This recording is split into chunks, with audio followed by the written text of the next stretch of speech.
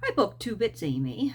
Let's read some more from the private papers of A Bankrupt Bookseller by Will Y. Darling. It's been a little while here, but we'll begin on page 155 today, looking at a section titled Books with Pictures, Plain and Colored. It is the offers made by the publishers of the studio which suggest to me some attempt to outline my attitude towards books with pictures. The studio has done a big service to picture lovers and to booksellers, and I personally am indebted to them for some excellent displays of picture books. There is the Masters of Etching series, of which it is claimed 120,000 copies have been sold. Each book has 12 reproductions, and there is a monograph of the etcher with each book. My taste, which is uneducated and uninformed, approves the Whistler book, Brangwen and D.Y. Cameron, but it is Goya and William Walcott that I have sold best. My best customer for these books of pictures is a man of fading eyesight, and he tells me there is more happiness for him in looking at these books of etchings than in a whole week of reading. It is a quiet pleasure, but a profound one, he declares, and I'm happy in his happiness. In my window, I put the colored studio books at 5 shillings each, and it was quite a success. Again, I have my own choice among these, though where my appreciation was born or how cultivated I cannot tell. For example, there is the reproduction of The Privileged Three by Russell Flint. It is a beautiful picture, that much even is apparent to me. The scene is some country bathing pool, rudely roofed over with heavy rough-hewn beams. To the edge of the picture comes the water, and 3 nude female figures fill up the background.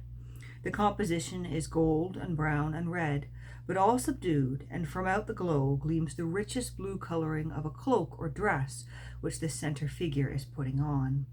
That blue against all the glow of gold and brown and red is poignantly beautiful, and that is only one of the series of pictures, only one of many which affects a bookseller as none of his books have ever done. Pictures in ordinary books I don't like, and I don't think readers like them either.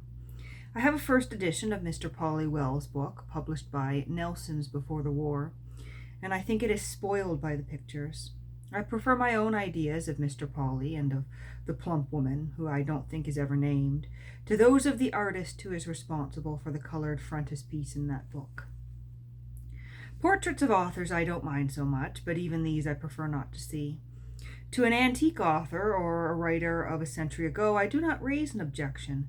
They are of a piece somehow with the book. But pictures of modern authors, Conrad, Wells, Shaw, Galsworthy, fronting their books is anathema to me. If we must have employment for the book artists, there is the dust cover. If the reader doesn't like it, he can remove it, and if he likes it immensely, well, he can clip it out and paste it within. I have done that on rare occasions. There is a set of Sir Walter Scott on my shelves, which has an illustration at the beginning of each volume. The date is 1905, and Thomas Nelson and Sons of London, Edinburgh, and New York are the publishers. The books gain little by their pictures. Personally, for me, they would be more acceptable without them. Old Mortality, for example, I have reached down from the shelves to look at, and for the life of me, I do not fathom the mentality of the publishers, who appear to think that the book is improved with a picture entitled Balfour of Burley in hiding at Milnwood. Old Mortality requires no such recommendation to me, it being one of the most readable of Sir Walter Scott's novels. The introduction, which I have just reread, is an interesting bit of Scottish history. It seems a fine calling, that of Robert Patterson, alias Old Mortality, and one had I the art and craft that I would not be averse to follow. To go from village to village and from churchyard and monuments and orders takes my fancy. It is a gypsy life with a plan and purpose. It is a philosopher's calling too, this daily dalliance with death, as an intellectual and well-read undertaker of my acquaintance called his own profession. The gypsies with a purpose are few. Old Mortality, John Maxwell Senhouse, and Maurice Hewlett's Open Country, Robert Louis Stevenson's Travels with a Donkey in the Sevens, These are attractive visions, and these are the moderns, the American Harry A. Frank and the Gordons, works by both of whom I see I have on sale. There's our books with pictures, but pictures in a travel book are as important as maps in a guidebook. It is pictures of people I fancy I dislike. They get out of date. They outrage one's own conception of what the writer had in mind. They are unnecessary. They are the reasons for my dislike of pictures in books. Picture books, pure and simple, whatever I mean by that, are a different pair of shoes. London Types by William Nicholson is a regular good thing. It is a large production of rough paper with a splendid picture of a horse busman of the period. With each picture there is some verse by W.E. Henley, but very poor stuff compared with his best. The pictures in this instance are everything. The verse is nothing. I see it is by Heinemann and was produced in 1898. South Africa had not then sailed into the stream of time for London, and what a jolly life it seems to have been from this picture book. Where are these men today whose fathers in their primes were subjects for William Nicholson? The book costs only 5 shillings in those spacious days, but I want 10 shillings for it today. I observe the Times of that time declared that these books would soon come to be prized by collectors. And certainly the prophecy is true, for I prize this picture book. I only wish I had a copy of Nicholson's The Queen. I saw it years ago in Bond Street, and if I were Chatto and Windus, I would get permission to reprint it from Leighton Strachey's Queen Victoria. Or rather, print it with Leighton Strachey's Queen Victoria. That picture and Strachey's books, now, they would go together. They express, years apart, the same impression of the wonderful, wonderful woman, the least royal in 100 ways of all our royalties. But to me, born in her reign, the royalest of them all. Galsworthy and Strachey and Nicholson, they all felt her greatness, and the universality of her appeal touches all who knew her and know their work. That will do.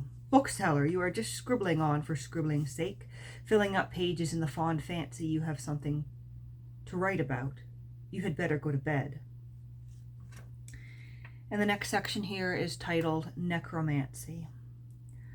A very smart lady was my customer a few minutes ago. She almost castigated me for not having a better selection of guidebooks.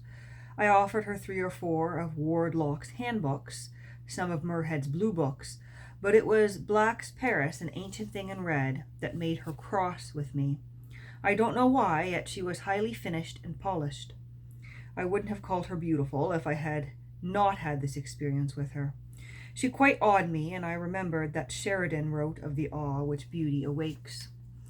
I have found the quotation in Nelson's A Dictionary of Quotations by Colonel Philip Hugh Dalbec. What a gallant name for a collector of quotations. No comments. Write out the quotation.